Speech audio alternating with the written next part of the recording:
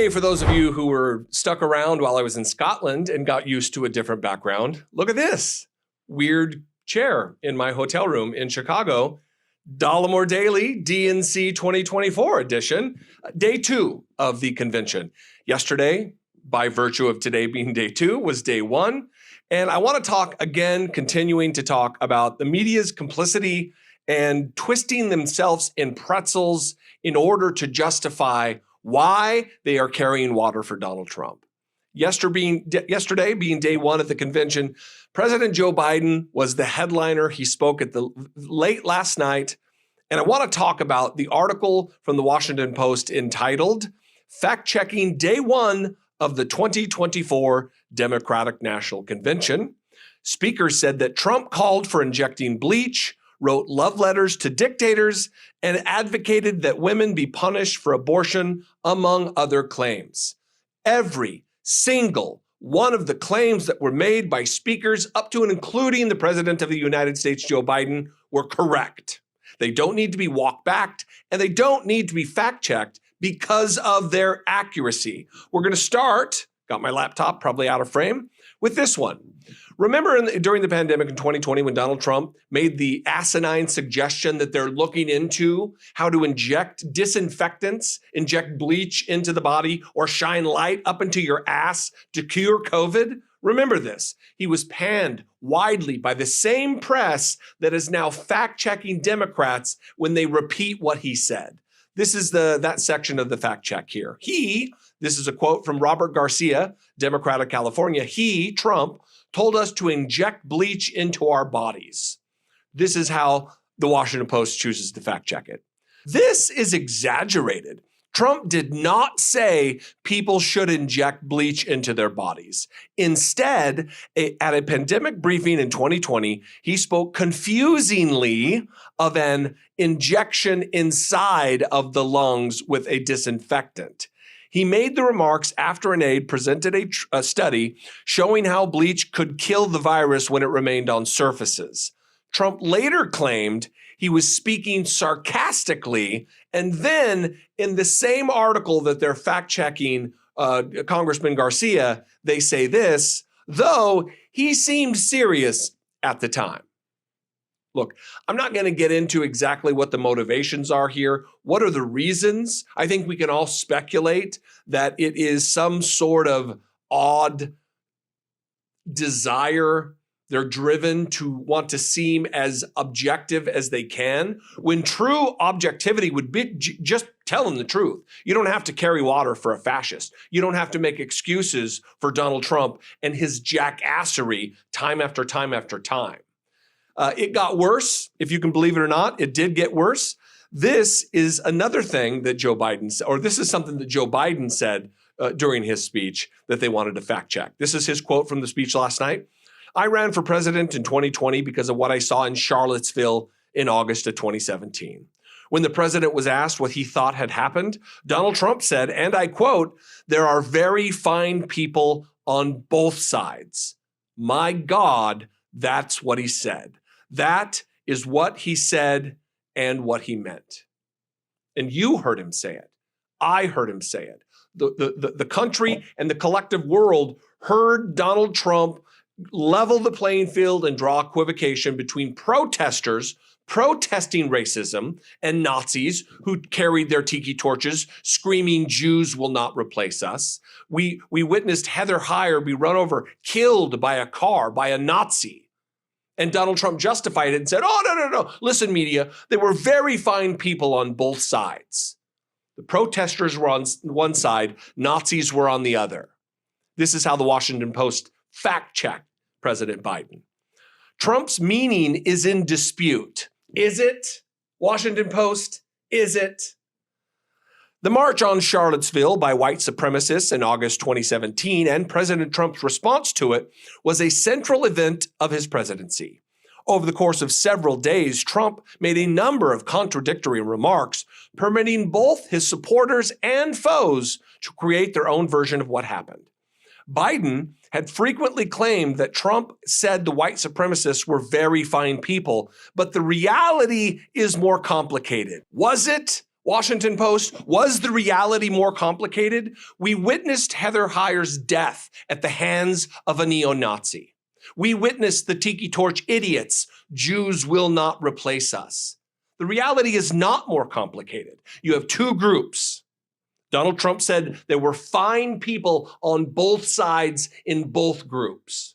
So either there are very fine Nazis, according to the Washington Post, or what President Joe Biden said was correct.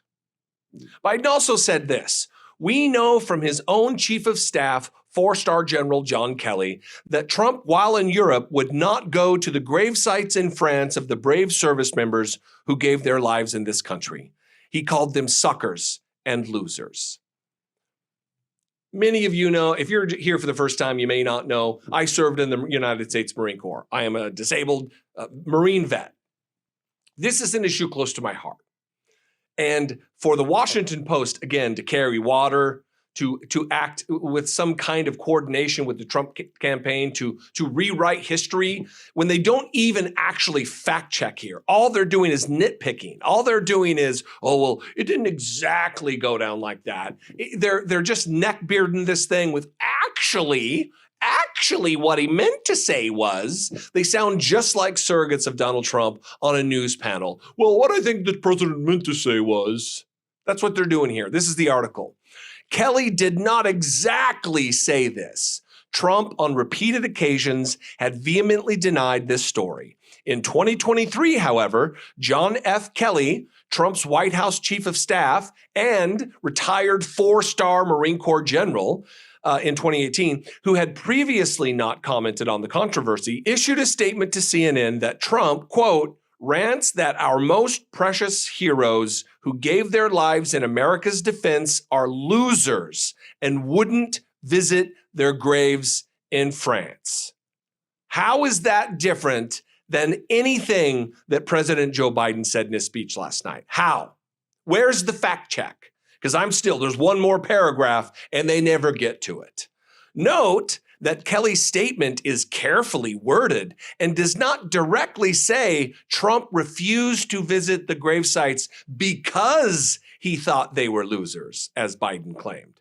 He says Trump thinks war dead are losers and he did not want to go to the cemetery. Both could be true, but not connected. So they don't deny the reporting that Donald Trump said that people who died valiantly in combat and service to their country, that he called them suckers and losers. What they're quibbling over whether he refused to go see their graves because they're suckers and losers. Are you kidding me, Washington Post? There was another moment where Hillary Clinton made a comment about the love letters to dictators thing. This is what she said. She, Kamala Harris, won't be sending love letters to dictators. Former Secretary of State, Democratic presidential nominee Hillary Clinton. There's no evidence that Trump sent such letters. Clinton is making a bit of a leap to suggest that Trump has written love letters to dictators. Clinton appears to be referring to a 2018 comment from Trump about North Korean dictator Kim Jong-un. And this is the quote that they feature in their fact check from Donald Trump, trying to refute that Donald Trump has sent love letters to dictators. Quote, we fell in love, okay? No, really. He wrote me beautiful letters, and they're great letters. We fell in love, unquote. That's what Donald Trump said, and that's what they're using to fact check when Hillary Clinton says Kamala Harris won't be sending love letters to dictators.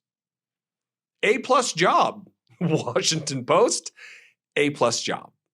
It got worse, if you can believe it. Quote, it has to be some form of punishment for the woman. Yeah, there has to be some form. Remember that moment. This was played in a video at the DNC last night on the big screen for the thousands and thousands of people that were there.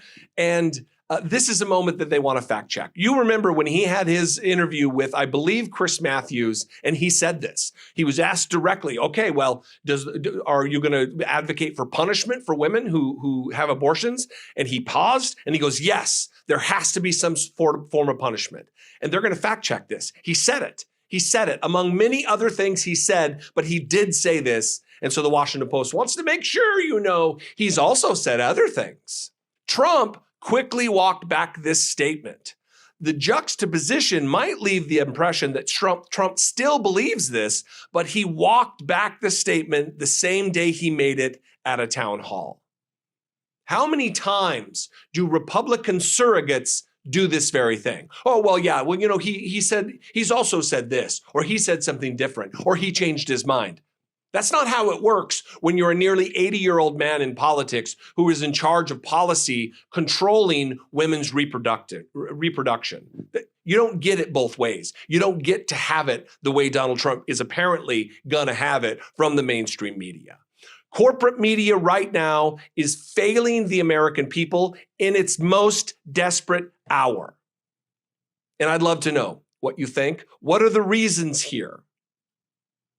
You can leave a comment below. We can talk about it there. You can also leave me a voicemail, 714-576-4054. And of course, you can email me daily@dollemore.com. Please consider supporting my work, becoming a channel member, or going over to patreon.com/IDoubtItPodcast. All of those $1.99 donations per month help grow this channel and allow myself and Brittany Page to travel like we do, or we're hoping to more, but do things like this, attend this convention, talk to politicians, talk to activists, talk to delegates, talk to people who are at the forefront of fighting desperately to save America. I would appreciate it if you just consider it. Follow me on social media for updates about what's happening. I am at Dollemore everywhere. I'd love to see you there. And I will see you next time. Be less like the Washington Post. Be genuine. Take care of one another.